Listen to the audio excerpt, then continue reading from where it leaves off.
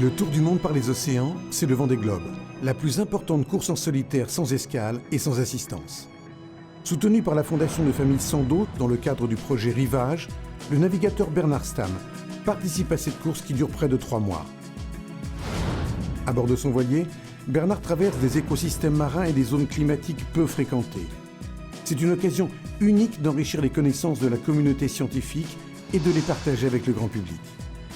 En collaboration avec Océanopolis Brest, Rivage vous invite à découvrir une autre actualité de cette course autour du monde.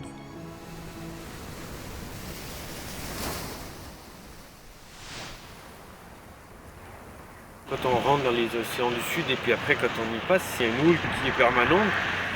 Comme on est très bas sur l'eau et puis que dans ces endroits-là il fait souvent pas beau ou très venté, donc l'eau elle passe sur le pont.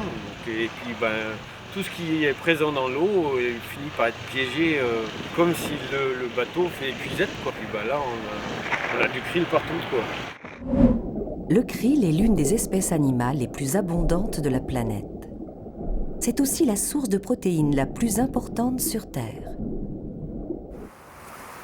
Les baleines, les oiseaux marins et certains phoques dépendent directement du krill. Ils en consomment plusieurs centaines de milliers de tonnes chaque jour. Il est donc essentiel à la chaîne alimentaire de cette région.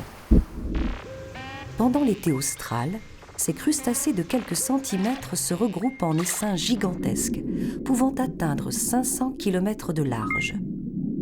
Ils se nourrissent alors du phytoplancton qui abonde à cette saison.